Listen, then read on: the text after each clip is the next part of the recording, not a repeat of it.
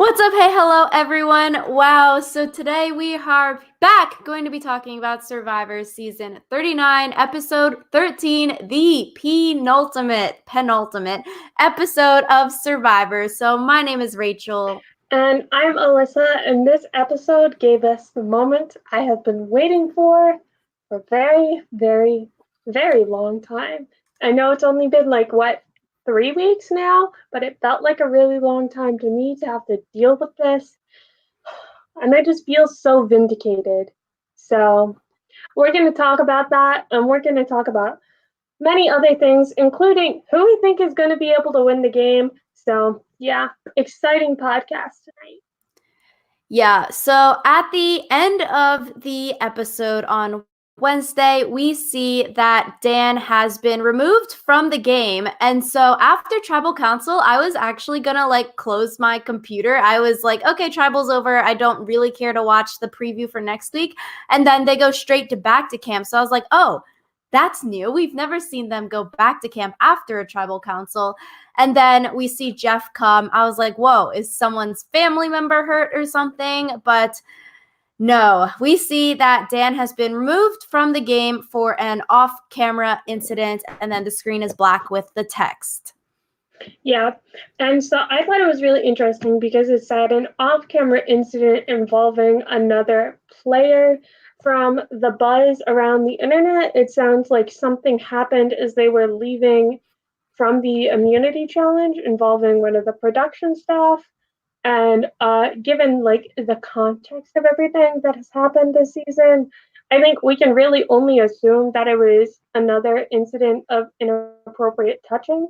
And because it involved one of the production staff and not one of the players, the production decided to pull Dan from the game. And so this, I don't know.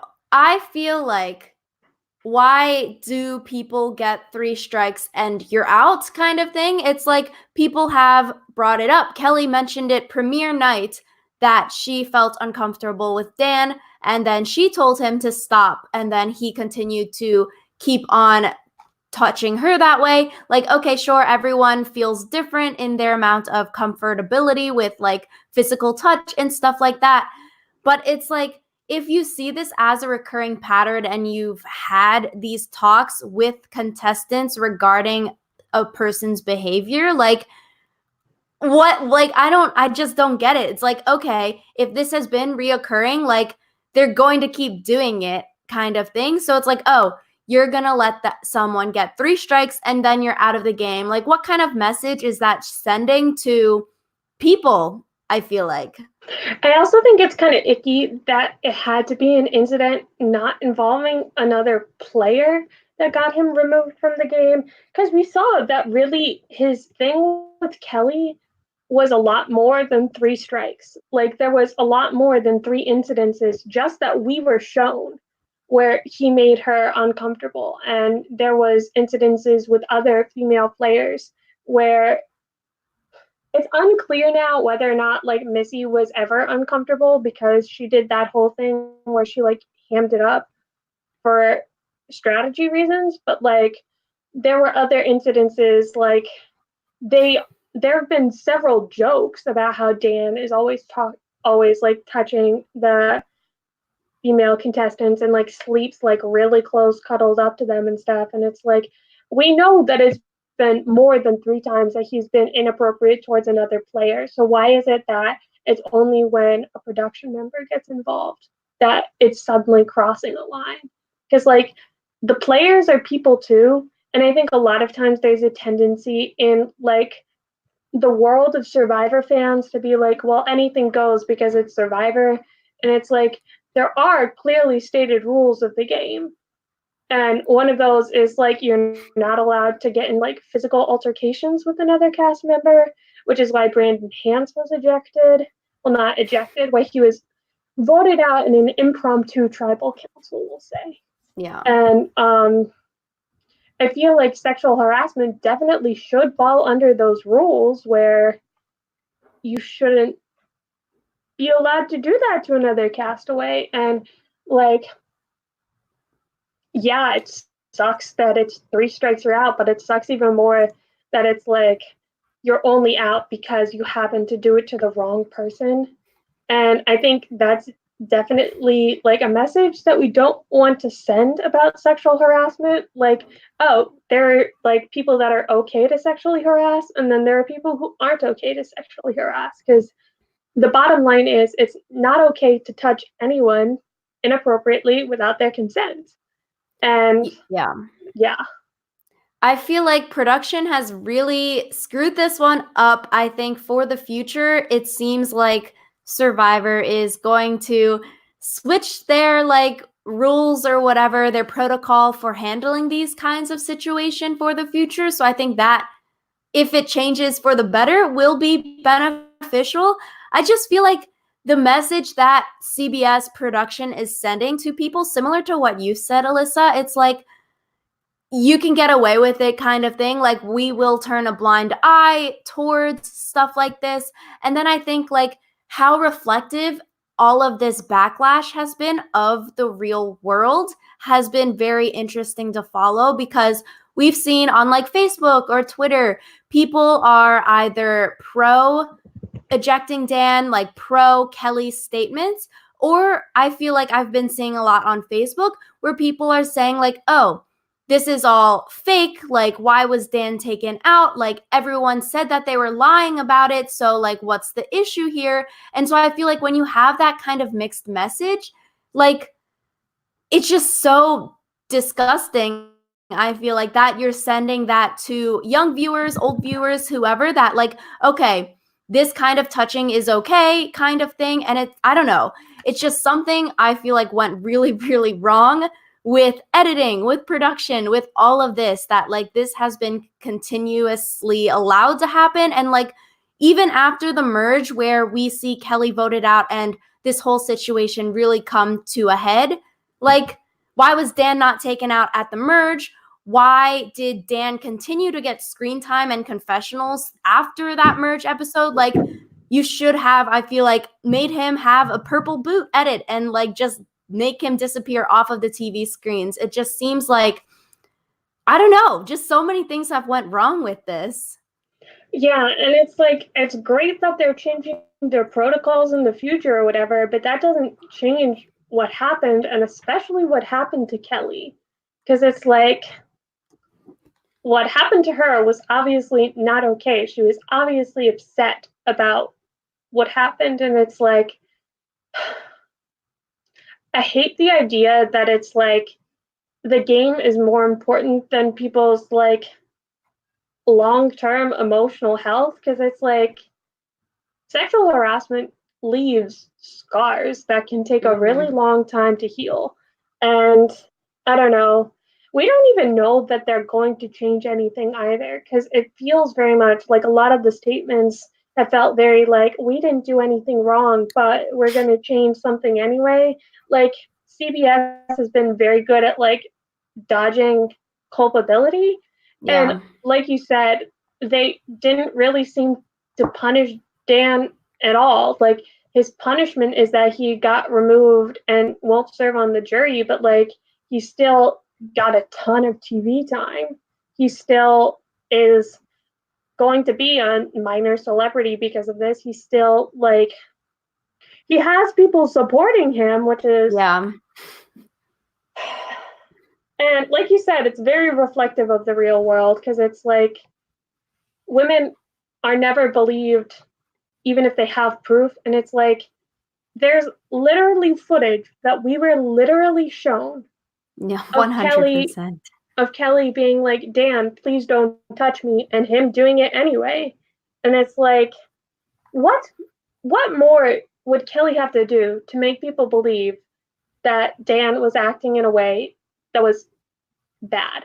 Because it's like, no matter who it is who's doing the touching or who's on like the receiving end of the touching, if someone says, hey, I don't want you to touch me that way, you stop. Like, Yeah. I don't understand why people are having such a hard time and being like, well, what he did wasn't actually like,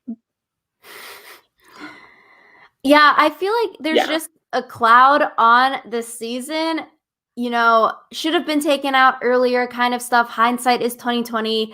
Why was he even allowed on the show kind of thing? And I think with even being a Hollywood talent agent or whatever, there's already a stigma, I feel like, with that, and being like there's a lot of harassment or assault happening in that industry kind of thing. And then I just feel like keeping him on the show after multiple times that we've seen on footage of like people being uncomfortable with him, that you still bring his 13-year-old son out onto the island and then have him have this probably life-changing experience. But I feel like, I don't know, I feel bad for the kid. Like, he's 13, might not understand what is happening, might not even know what harassment means. And like, he is going to like be put into the forefront of like, he was on the show trying to see his father, and then like, I don't know. I was like, you're just brought like a child into this.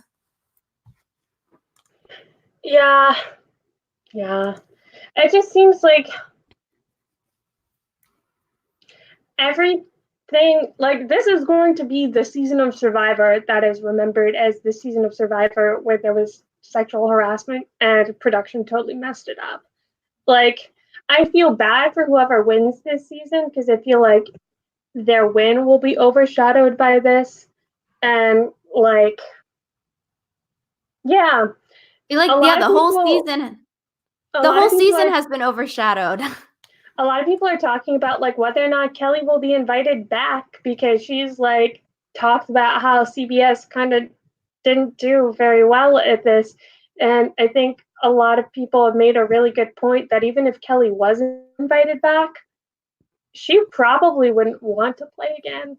And it's just like, it sucks that her Survivor experience is defined by this because it's like she didn't do anything wrong other than exist as a woman on that island in a place where someone thought that they could get away with touching her inappropriately and did get away with touching her inappropriately.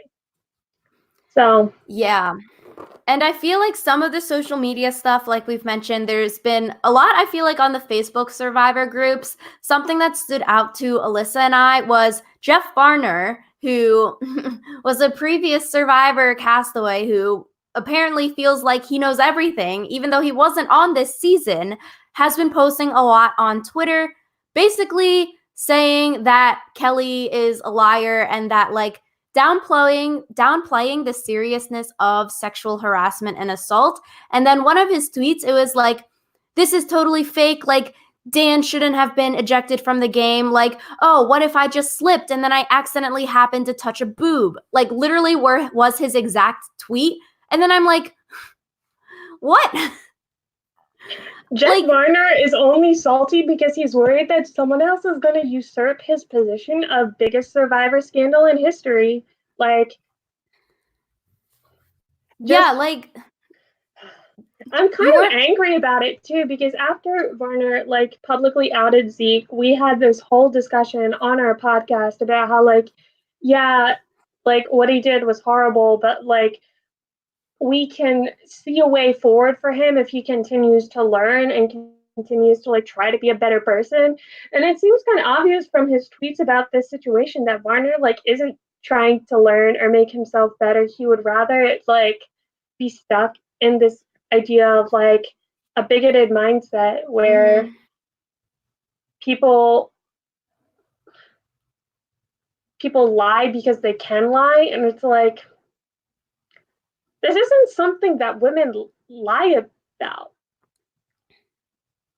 And then, like, even that, I feel like, is why the reporting rates are so low, because people are afraid that they won't be believed, or you're going to get backlash like Varner coming at you, being like, you're a liar, like, you're making this up, Dan didn't deserve this. And like, he's just totally downplaying the whole entire situation. I've just have been so disgusted reading his tweets because he's like, I've talked to people on this cast. They all love Dan. The reason why the finale is being pre-taped is because everyone on the season is going to come out and say that they love Dan so much. And I'm like, this, I feel like, does not make any sense. Like, considering that the season is over and these castaways on the season can see like the public backlash for everything that has been happening. And then after the merge episode, so many people, even people who weren't even involved really, posted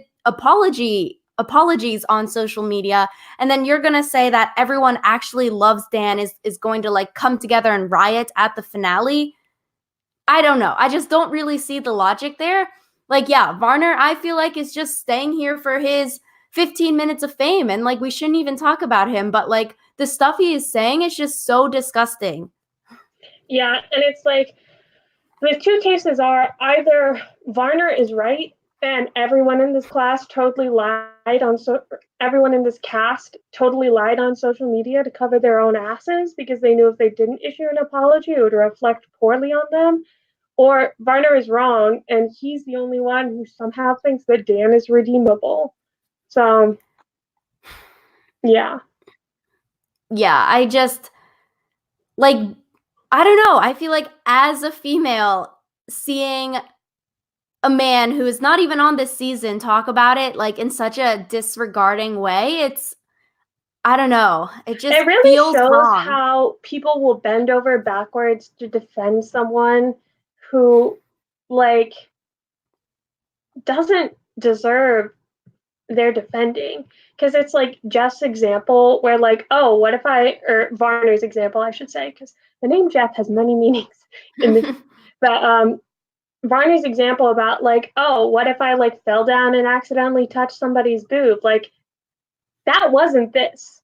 It was super obvious that was never this. You don't accidentally reach out and like brush someone's hair behind their ear. You don't accidentally be like, oh, let me touch your hair. It has sand in it. Like, you don't do any of the things that Dan did accidentally.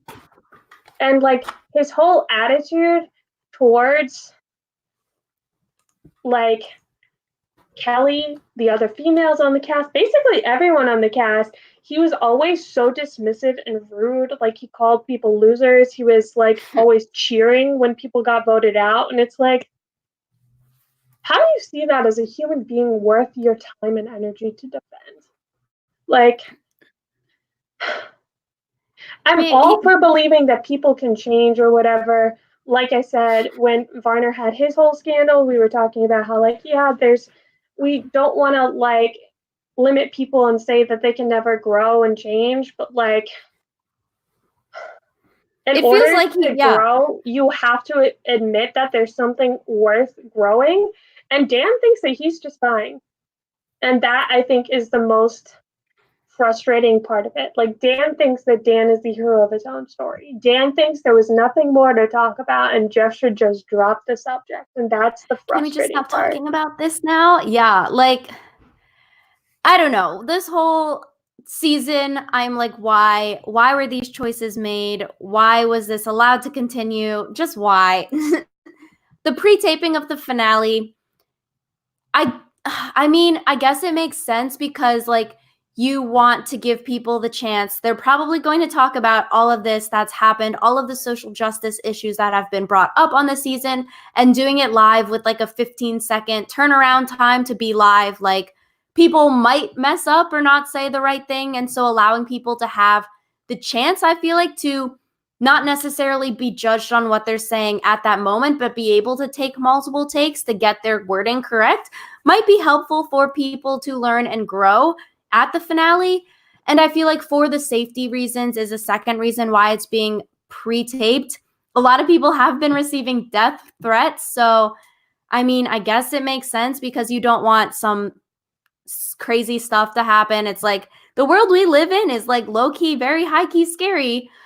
So you never really know. Even if you have good security, like crazy things could happen, I feel like.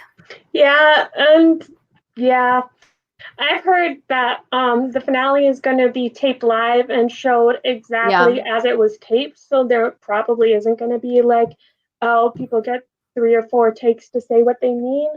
But I definitely see the thing about like security threats just because people get wild and crazy. Yeah, so I think the final point about Dan is that people have sort of been angry that if this happened after the immunity challenge. Okay, maybe you have a couple hours before tribal council, maybe you have a day, depending on the timeline for filming. Why was Dan still allowed to go to last night's tribal council? Why was he just not taken out before the tribal? Or why don't you postpone the tribal council a day or something? I feel like so that production could have consensus on this. Because I feel like if something like this happens, I think you have to deal with it right away. I feel like leaving it for the next day, or we don't even know how many days it was between that tribal council and then the clip we saw of them being notified that Dan was eliminated from the game. Like, I don't know. I just think that sends a bad message as well. Like, oh, you can get away with it and it's going to be dealt with in a few days. Not like it happened right now. We need to deal with it now. We can postpone tribal council or whatever. And like, sure, okay, you have the filming schedule, but it just seems, I don't know, just wrong that like it was not postponed or something. Like he was still allowed to be in the game and cast a vote for Elaine at like or Nora or whoever last night. Like I don't know. It just felt dirty. Yeah, if I was Elaine, I'd be really pissed off. I'd be like, so someone got eliminated from the game who wasn't me, who shouldn't have been allowed to cast a vote. And like you said, it doesn't really matter who Dan votes for. Like, he was ejected from the game from inappropriate behavior. The behavior happened before the tribal council in question, and he still got to attend. Like, that's just, like, what? So, Yeah. I just all of this I feel like really creates a dark cloud around the season. I'm like, I don't think I'd want to rewatch this season kind of thing. Like, I don't know. It's just dirty. you could not pay me to rewatch the merge episode. Like, It just feels gross. Like, ugh. So Elaine was voted out on Wednesday's episode. I think Lauren and Janet screwed this up. It seems like Janet was the one to say no to Lauren's plan, and Lauren was on board to switch the vote off of Elaine. And I feel like Lauren realizes that this is her last chance to control the vote. And I feel like, okay, voting Nora out, sure, it makes it harder to get to the final three because then I feel like the 5 people left in the game, not including Dan anymore from this point forward, like, are all competitors who all can win this game, maybe. But now I think Lauren and Janet, by voting Elaine out this episode, like Lauren has no more people that she can use to control a vote. And I think Lauren and Janet might go out 5-4 next. Yeah. Yeah, I think one of the things with Elaine is she was aware of how on the bottom she was. And you could tell that based on like what she said after she lost the immunity challenge or whatever. And I think Elaine definitely is someone who would have been easy for them to like be like, well, if you want to get to final 5, like if you want to survive this vote, you have to vote with us. So yeah, I agree that this was maybe not the best decision. And I'm also worried that Lauren is so blinded by her partnership with Tommy that she doesn't realize that Tommy has a very good chance of being able to beat her. Yeah, like I get voting Elaine out because Elaine totally is a threat to win this game. Like everyone was crying at tribal council listening to Elaine talk kind of thing. Like if Elaine made it to the end, like the day one saying from Ronnie, Elaine would win this game. So it makes sense. Elaine is a competitor. You would want to vote her out kind of thing. But I think, I don't know, keeping Nora, it makes final 3 easier because you have someone that you can probably 100% beat. But I think voting Elaine out right now makes Lauren's path to the end infinitely harder. I don't think Lauren is making it to the end. Like point blank, anyone else I feel like has a higher chance. Even Janet could make final 3, maybe, but I think Lauren is going at 4 or 5. I see no way that like Tommy doesn't have the majority over Lauren and vote Lauren out at 4 or 5 because Lauren has no one left to make a move with. I think Dean will go with Tommy, and then maybe Janet sticks with Lauren, and it's a 2-2 split, and you let Nora be the deciding vote next at 5. But I don't know. I don't know. I just don't see a way where Lauren survives to make it to final 3. Yeah. And I think even if Lauren did survive to final 3, I don't see a way where she would be able to beat Tommy. So Unless Lauren votes Tommy out at 4 or 5, but Lauren would have to go to final 3 without Tommy in order to have a chance. Yeah. Any final 3 with Tommy, I think, is a final 3 that Tommy wins, except for maybe if Janet was also there. No, yeah, I agree. And I think if Nora is the swing next week, which I maybe could see, I could see a 2-2 with Nora as the swing, but I also feel like Janet would go with Tommy as well and then vote someone else out because Janet feels close with Tommy and they need to make a move on Lauren or someone.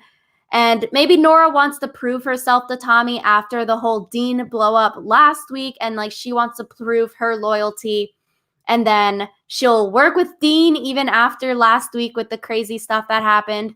But I feel like, yeah, Lauren, she waited too long to make a move on Tommy. If she can pull it off, great. But I just see with the numbers right now, it seems like Tommy will have Dean and Janet and maybe Nora in his pocket as people that he can maneuver for the votes. I feel like you had to vote Tommy out at 7, 8, or 9 maybe when there's still numbers left to play with. But they pagonged all the old Lyros, so there's no one left to play with. Yeah, I think one of the things that was frustrating is that people kept trying to get Tommy out and then being like, haha, JK. And I'm like, guys, y'all. It's like when Wendell and Dom wouldn't vote each other out, and it's like, y'all.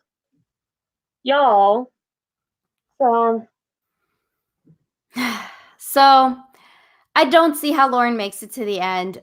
I am sad for Elaine to go. I feel like Elaine made good points at Tribal. Like, okay, you want to keep someone around who is a bigger target than you because they could always be on the chopping block to go home.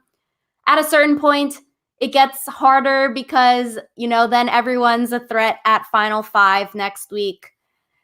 But I don't know. When Elaine started talking about her life and everyone started crying, I was like, damn, yeah, you're going home. Like, no way they're keeping you now. And then everyone was crying on the jury. Like, I don't know. I feel like this was not good for Lauren. Obviously not good for Elaine, who got voted out. It just wasn't good all around. I feel like depending on, I guess if the choice was between Elaine and Nora, like the other people, it doesn't matter as much who goes home. But like if they had added like another person to the mix, like say Tommy, I feel like it would have been a lot more difficult of a vote for some folks. So yeah, I just think something went wrong at 7, 8, 9 for Lauren, who we all said, like, oh yeah, Lauren has such a great social game. Tommy has a good social game. People are willing to save him week after week. So I think Lauren needed to make a move sooner and it just didn't happen. And now going into 5, like, I just see her going home 4th or 5th next. Like, if she makes it to final 3, you can prove us all wrong next week. yeah. So at the top of the episode as well, we see Janet and Tommy find a hidden immunity idol. And so this is Janet's second idol of the season. So like, wow, yay, go Janet. And I think then it went sort of bad because showing it out in the open like that, not the best as we've seen happen this episode.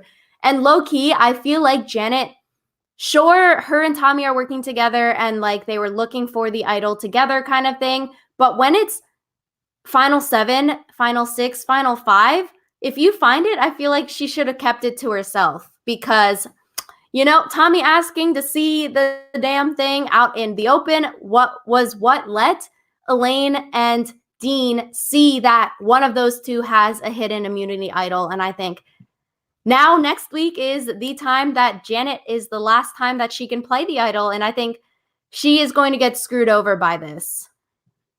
Yep, especially because Dean has that old idol nullifier that he got from Island of the Idols.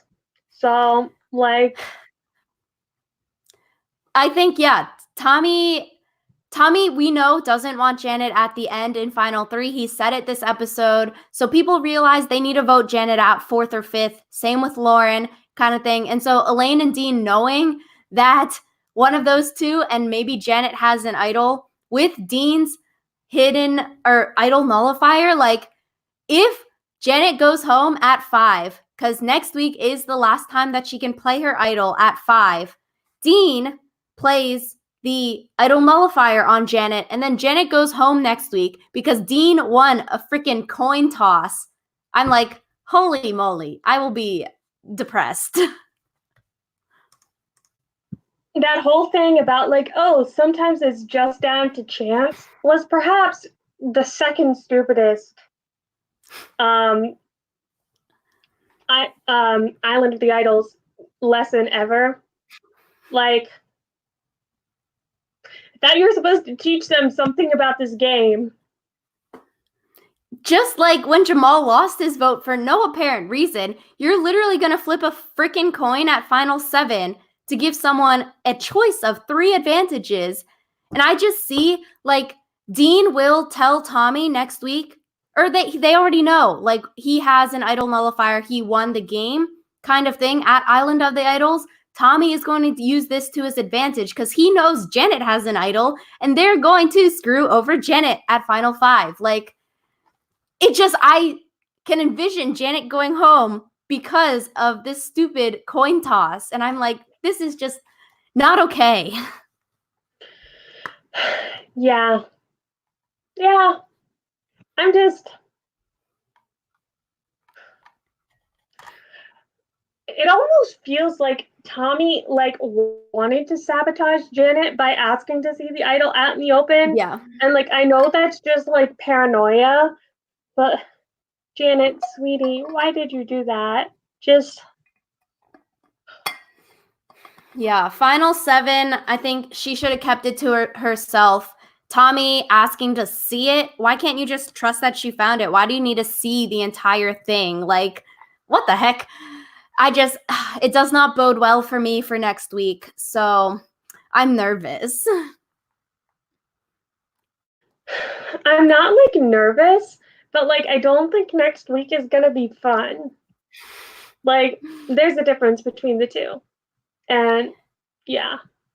Yeah. So Dean goes to Island of the Idols. And so now Tommy is the last person who has not been to Island of the Idols. So if Tommy wins next week, he would not have even known what the theme was for the season that he won until the last 3 days of the season. So I think that is sort of funny. But Dean is the last person this week to go.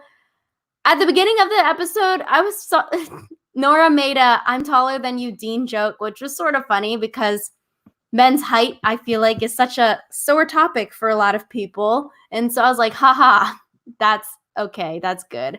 And I think last week we gave Dean a lot of slack for blowing up the vote at Tribal Council.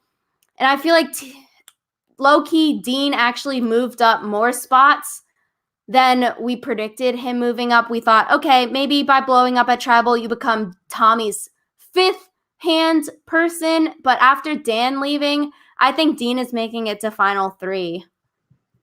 Yeah. The way I see it, Final 3 is probably going to be Dean, Tommy, and Nora. Yeah. And that Final 3, Tommy will almost certainly win.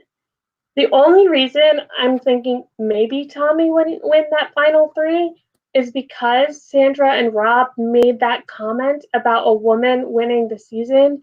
And Rob, his response to Sandra is like, oh, you want to take a bet? Is I was born at night, but not last night.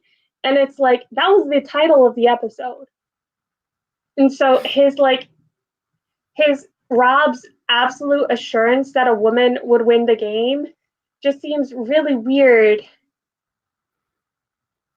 Like, Yeah. why call so much attention to it if that's not what's going to happen? Yeah. And so Dean his logic to just get to 6 because he feels like he has a legacy advantage that will save him at 6. The logic makes sense. So I feel like we were giving him a lot of slack last week, but I don't know. I'm low-key sad that there is no 6-person tribal because it would have been funny to see Dean play his fake of the fake, or the fake this time at 6, saying he was saved and then telling everyone to vote for him, and then he inadvertently votes himself out of the game. Like, that's humorous. I would have loved to see that happen. But I don't know. I think it's just Janet is going to go home on Dean's idol nullifier because Dean will talk with Tommy. Tommy has the info, and then he can sort of manipulate Janet to play the idol for herself and not for someone else. Because I feel like the only way that the idol nullifier can go wrong is if you don't nullify the correct person. So if Janet plays the idol for someone else, but literally at a final 5, I think you want to just keep yourself safe. There's no way in hell you're going to give that to someone else, really, unless you're Lauren. And it's like you also, if you're Dean, probably know who the majority is voting for. So unless something gets screwed up with that too. Yeah. No one is going to save Janet. Yeah. Like no one would give Janet the heads up, I feel like. But if you have an idol and an idol nullifier, unless you have a second idol, there's really nothing you can do to like backfire that. Yeah, Especially, that's one of the reasons I don't really like the idol nullifier, because it's already hard enough, I feel like, to play an idol correctly. Like we see people get idols and play them incorrectly all the time. And so it's kind of annoying that like the idol nullifier, like I feel like the idol nullifier strategy is so much simpler than an idol strategy because you just have to know who the majority is voting for and then just nullify an idol for that person. So then if an idol gets played for them, the majority's plan still goes through. Like, yeah, and I feel like especially at a final 5, like there's no way that you could bluff if there's a few more votes left. Like you could bluff and be like, no, I'm not going to play the idol nullifier. I'm not going to play my idol. Let's throw the votes on someone else. But like when this is the last time to use all of these advantages, everyone is going to have to play it. And Janet is sort of damned if she does and damned if she doesn't, because if she's like, yeah, no, I'm not going to play the idol, people can vote for her. But then if she does play the idol, people will still vote for her and she'll go home. And you're like, she's screwed either way next week. yeah. It makes me sad because Janet is one of the people left on this season that I like truly like. Just because like the rest of them are kind of eh. Dean is crazy. Nora's crazy. Tommy's just boring. And Lauren's fine, but I can't see her winning. So yeah. I think Dean, if he gets the idol nullifier big move next week, I feel like he's gaining a resume, but it seems like nobody really respects him on the jury because even Tommy says this episode, like, oh, I didn't know Dean was playing this game. I thought he was just a pretty boy. He doesn't talk too much at camp. He's always having his hands in his hair. So if the perception is that, like, Dean's just a pretty boy, he's not playing the game, I think it's going to be harder for him to have a coherent talk in front of the jury, even though Dean is the last Lyros standing as well. I think, he's getting some stuff under his belt for the jury, but I think, I don't know. Yeah, like you're saying, Tommy, it was funny this episode because last podcast we were talking about how Tommy is sort of boring. He always and only talks about being a teacher. And when I was watching this episode, I was messaging my friend who also watches Survivor, and I was talking about how boring Tommy is. And then literally when I said that, Tommy had a confessional, and then he mentioned being a 4th grade teacher yet again in the confessional. I was like, bro, get some new analogies. Can you like reference maybe you watch football or something, or maybe you play a sport? Like, why is it always 4th grade teachering? You have to have some hobby, like grading papers. It's just so vanilla.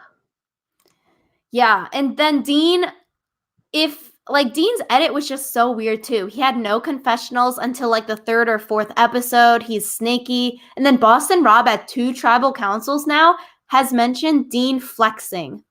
I'm like, why does this keep making the episode of like Dean looking pretty at tribal council? Who knows? Maybe that's going to be Dean's saving grace, the fact that he flexes. So, immunity challenge, I don't know. I wish they had dividers in between the puzzle. It just seemed like Dean looked off of Elaine's puzzle and then Dean did it faster, so he won. And I just think it's interesting how Elaine at her Ponderosa video said she faked being how dumb she was. I was like, oh, that's a good strategy. So she was saying how she actually does know words, but like would fake it and say that she was bad at puzzles or like ask Jeff to clarify words or whatever, but like she actually knew what they meant. So I was like, huh, interesting strategy. Yeah. So I think it's interesting because like cheating can be part of the strategy, but also I feel like that's more for the team puzzles, especially when there's like 3 teams instead of just 2. And it seems kind of unfair, like you said, once it gets to like individual, I wish they had dividers or something. Or at least Yes. something so that if you were looking off someone else's puzzle, you would have to do more work. Because it's like, with the way it's currently set up, like literally all you have to do is turn your head. And it's like if they had to like crane their neck or like something like that, I feel like that would, you know? And then word puzzles are just easier to cheat because, like Jeff said in the episode, it gets easier when you go up because there's less puzzle pieces and you can see the word being formed.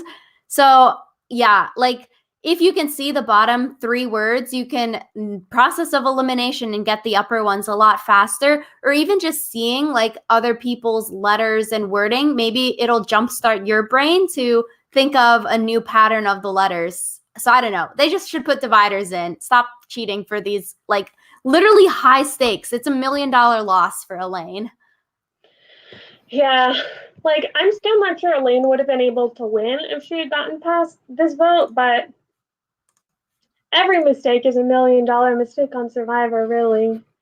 So the boot order for the finale next week, I feel like Dan leaving makes the path more difficult a little bit for Tommy. I think it makes it a little more interesting because if Dan were still in, I would say Tommy takes Nora and Dan to final 3 as goats and Tommy wins. But now with the final 5 that we have, I think it's a little bit more competition and you have to think more strategically because you don't have 2 people that you can like sort of drag. go to the end. Yeah. And so I don't know. I think Tommy wins. It seems quite fairly obvious since like day 1, sort of. But low key, I would want Janet to win. I think if she can get past final 5, which I don't think she will, but if she can, and she says she's really, really good at fire, which is why no one will let her get past final 5, I think Janet has a good argument at final 3. Yeah, I feel like Janet's going to go out because she's good at fire, so she'll go out Yep. fifth. And then it would make sense if Nora or Dean won, that they would put Lauren and Tommy on fire when at the Final Four Fire Challenge, because that would then eliminate one of the 2 big threats in the game. And like especially if Nora won, because Nora's a beast at immunity challenges, it's like Dean is still a goat whether he likes it or not. And I feel like if Nora wins immunity, as she seems most likely to do, she'd take Dean as like her guaranteed and then make Lauren and Tommy battle for fire, because that would mean that she'd get one of them and not the other, which is, good. You don't want to go to final 3 with both Lauren and Tommy. Yeah. No. And then final 3 of Nora, Dean, Tommy. Tommy wins. Maybe Nora gets a vote or 2. Yeah, I feel like Nora and Dean are sort of locked for final three. I don't necessarily see them getting voted out or like wasting a vote on one of them for fourth or fifth. Maybe if like Tommy wins the final four immunity challenge, you would send in Dean and Lauren because Dean may be able to beat Lauren in fire. I don't think you would send in, if you were Tommy, Lauren and Nora into fire because like Nora might not be able to make fire or whatever. Like, I think you would send someone like Dean, if he can make fire, into there to get rid of your competition. But yeah, I feel like Dean and Nora are total locks for final three. I think the wild card is who's that third person sitting next to them between Janet, Lauren, and Tommy. And I think whoever the third person is that's with them is winning the game. Like, those two are for sure going to be there. And then just whoever's that third person, I think wins the game. Yeah.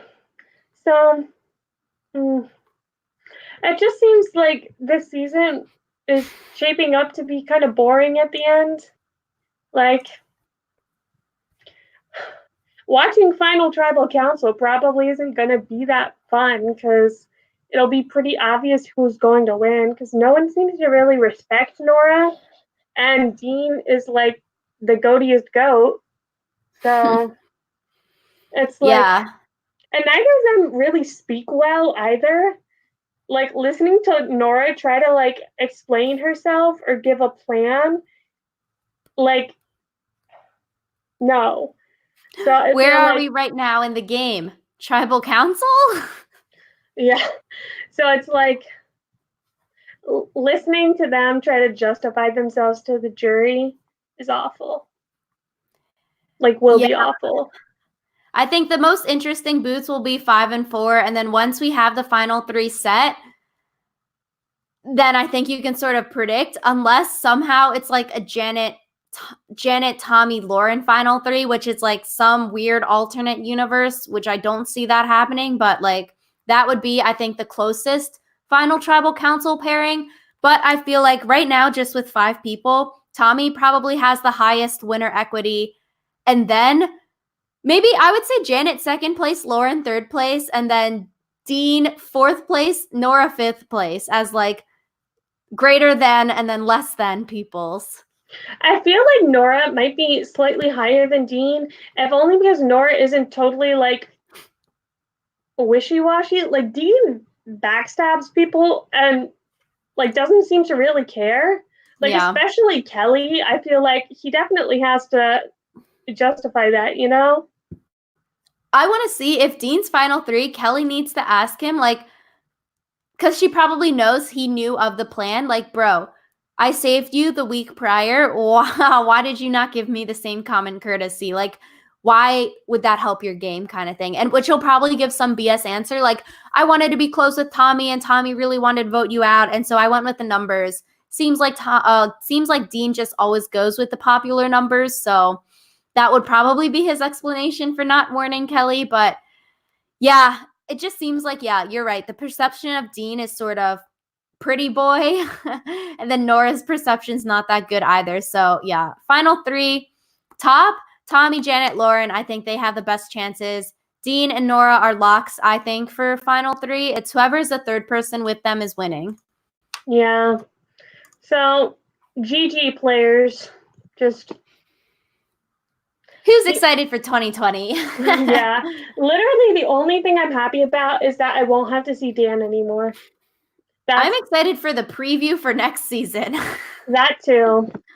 Like, that can be the 5 minutes that they always waste at the reunion show for like the preview of nothing even happening. But I think this preview will be good. I'm intrigued. Yeah. So let us know in the comments down below what you think of the season as a whole, I guess. Let us know who you think is in top spot to win. Yeah, we really love hearing from you guys. We're really excited to get to finish out this season strong. And also, let us know if you have any videos you want us to do over hiatus. Because, you know, it's coming. It's coming after next week. So, yeah, we'll see you guys next